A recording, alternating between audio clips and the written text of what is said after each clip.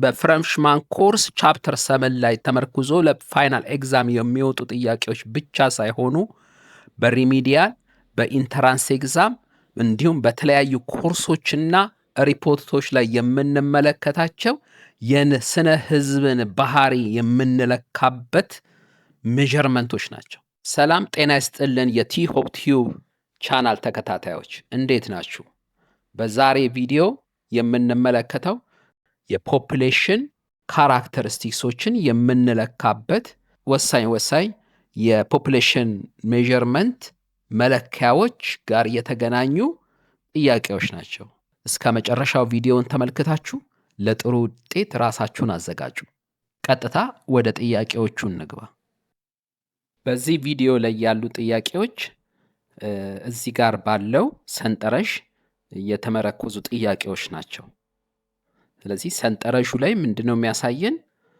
ቶታል ሚድ-ይር ፖፑሌሽን፣ ቶታል ሜል ፖፑሌሽን፣ ያንግ ፖፑሌሽን፣ አደልት ፖፑሌሽን፣ ቶታል ዴዝ ዲው ቱ ኦል ኮዝስ ያሳየናል። እንዲሁም በተጨማሪ the age of womenን ከ15 እስከ 49 እድሜያቸው ያሉትና ቁጥራቸውን እንዲሁም በእነዚህ ሴቶች የተወለዱ ህጻናትን ቁጥር ነው የሚነግረን። በዚህ ሰንጠረዥ ላይ የተሰጠንን መረጃ በመመልከት የመጀመሪያው ጥያቄ ምንድነው የሚለው? what is the crude birth rates or CBR? crude birth rate የሚገኘው እንዴት ነው? ይሄ crude birth rate የሚለው ጥቅል መረጃ ነው የሚሰጠን። ስለዚህ number of living births in a year over the total mid-year population ነው የሚለን። ስለዚህ እዚህ ጋር የተሰጠን ማን ነው? ቶታል ሚድ-ይር ፖፑሌሽኑ 130 ሚሊዮን ነው።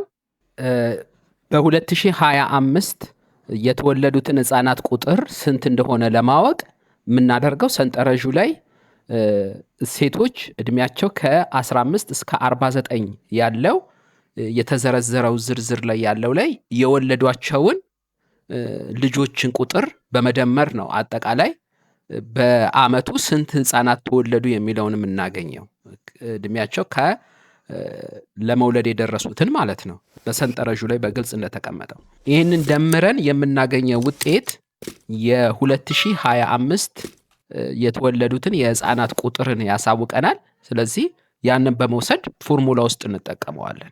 ስለዚህ number of births in 2005 የሚለውን ስንደምረው የምናገኘው አጠቃላይ በዛ በ2025 የተወለዱት 5,750,000 ህጻናቶች ናቸው።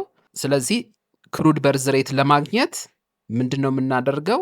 number of living births in a year over the total mid-year population ሲባዛ በ1000 ነው የምናደርገው። ስለዚህ 5,750,000 ሲካፈል ለ130 ሚሊየን አድርገን በ1000 እናባዛለን።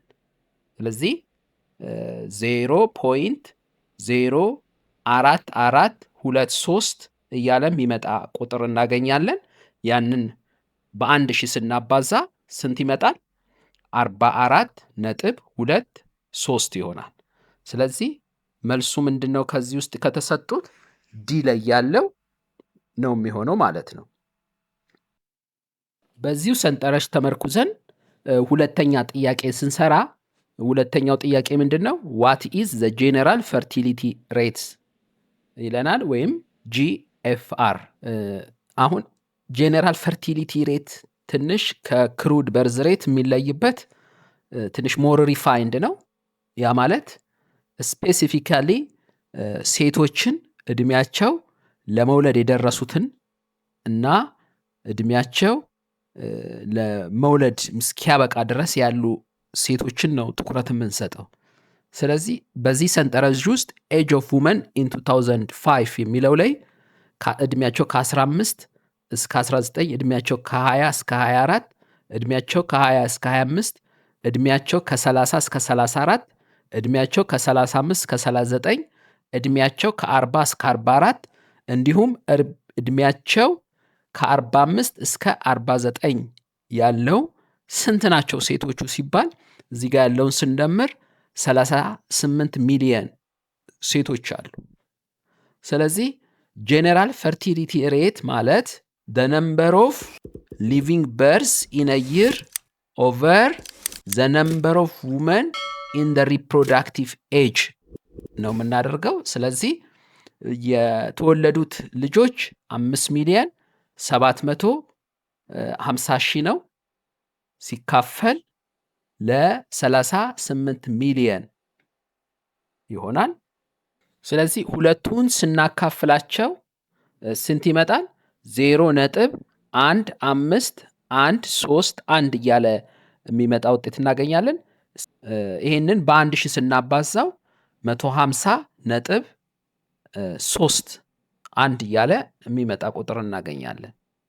ስለዚህ መልሱ ምን ይሆናል? ኤ ላይ ያለው 150.3 ፐር 1000 ነው ጄኔራል ፈርቲሊቲ ሬት ማለት ነው። ሶስተኛ ጥያቄ what is the crude days rate or CDR? ክሩድ ዴዝ ሬት የምንለው ጥቅል የሞት ሬቱን ምን ያህል ነው። ክሩድ ዴዝ ሬትን ለማግኘት ፎርሙላው the number of days in a year over the total mid-year population አርገን ሲባዛ በአንድ ሺህ ነው ሬቱን ለማወቅ።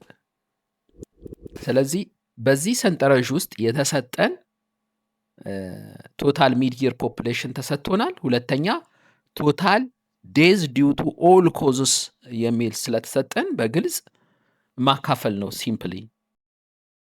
ስለዚህ ክሩድ ዴዝ ሬትን ለማግኘት 4,800,000 ሲካፈል ለ130 ሚሊየን እናደርግና ሲባዛ በአንድ ሺህ እናደርጋለን። የሚመጣው ውጤት 36.9። ስለዚህ መልሱ ኤ ላይ ያለው 36.9 ፐር 1000 የሚለው ነው ክሩድ ዴዝ ሬቱ። ቀጣዩ ጥያቄ ሬት ኦፍ ናቹራል ኢንክሪዝን መፈለግ ነው። በዛው በሰንጠረዡ ላይ በመመርኮስ ሬት ኦፍ ናቹራል ኢንክሪዝ የምንለው በበርዝ ሬት እና በዴዝ ሬት መካከል ያለውን ዲፍረንስ ማወቅ ነው። ከዛ በፐርሰንቴጅ ማስቀመጥ ነው።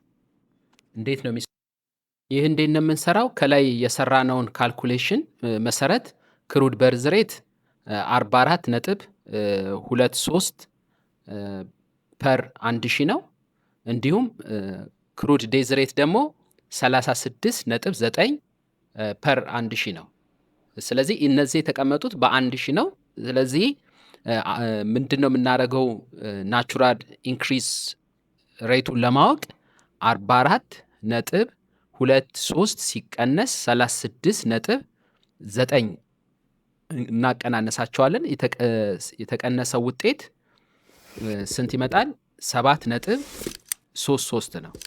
ይሄ በ1000 እዚህ ጋር ሬቱ የተቀመጠው በ1000 ስለሆነ ከ1000 ውስጥ ያለውን ሬት ነው። ነገር ግን የምንፈልገው ፐርሰንቴጅ ስለሆነ በ10 እናካፍለዋለን። 7.33 ሲካፈል በ10 ምን ይሆናል?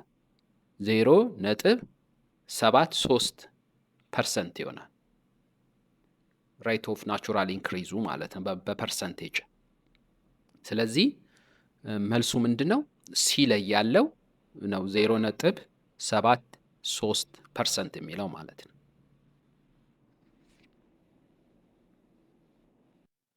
ጥለን የምንሰራው ጥያቄ ቶታል ፈርቲሊቲ ሬት ጋር የተገናኘ ነው። ስለዚህ በዚህ ሰንጠረዥ ውስጥ ባገኘነው መረጃ ዋቲስ ቶታል ፈርቲሊቲ ነው የሚለን።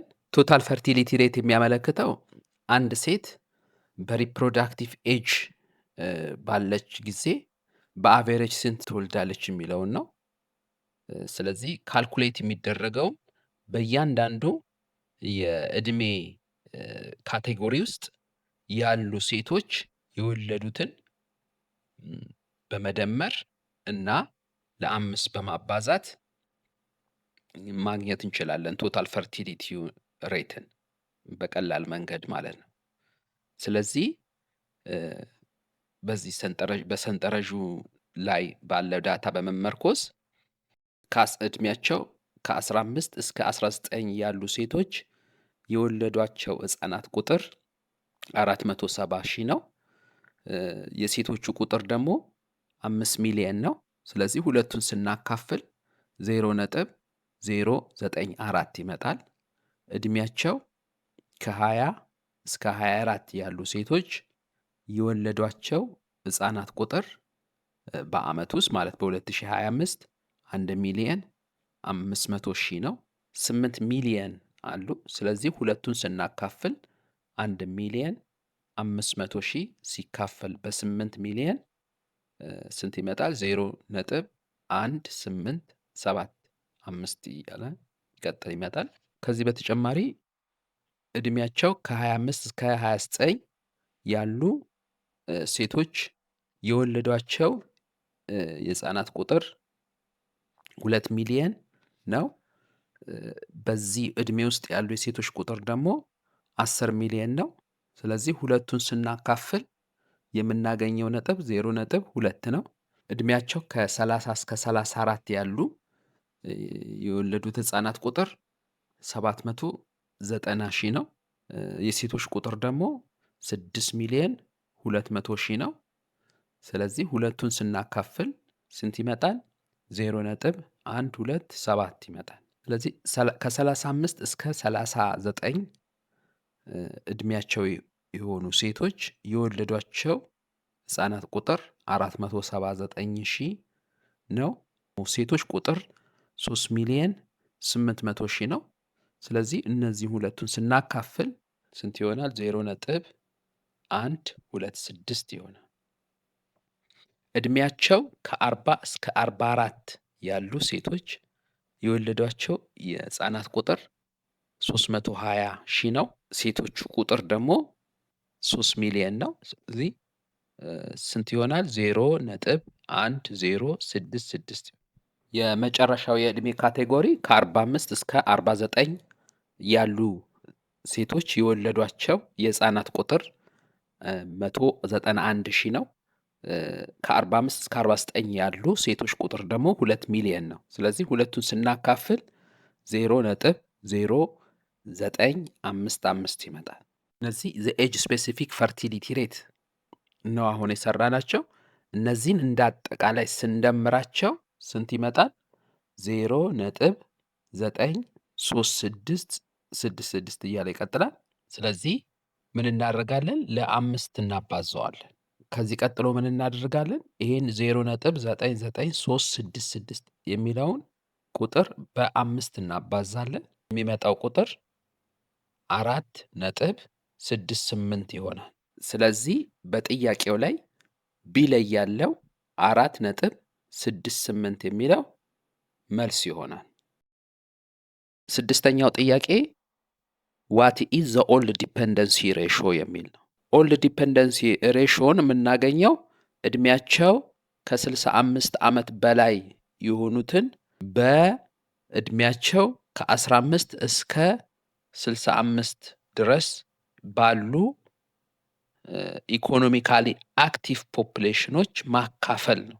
ኦልድ ዲፔንደንሲ ሬሾ ካልኩሌት የምናደርገው ዕድሜያቸው ከ65 ዓመት በላይ ያሉትን በዕድሜያቸው ከ15 እስከ 65 ድረስ ባሉ ኢኮኖሚካሊ አክቲቭ በሆኑ ሰዎች በማካፈል የምናገኘው ውጤት ነው ኦልድ ዲፔንደንሲ ሬሾ የምንለው።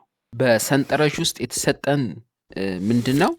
ቶታል ፖፕሌሽኑ 130 ሚሊየን ነው። ያንግ ፖፕሌሽኑ 65 ሚሊየን ነው።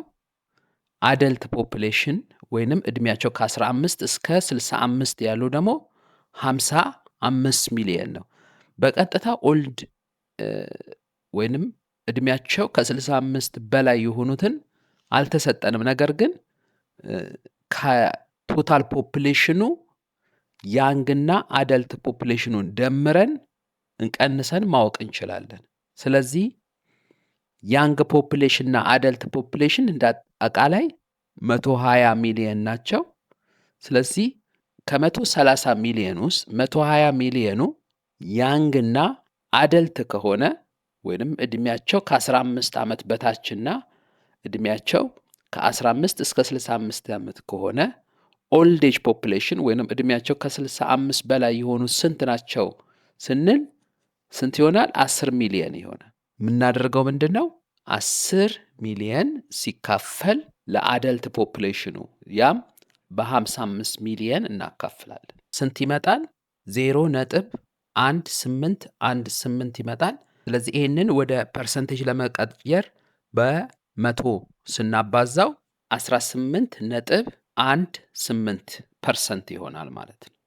ስለዚህ በጥያቄው ላይ የተገለጸው what is the old dependency ratio የሚለው A ይሆናል 18.18%። የዛሬውን አበቃን።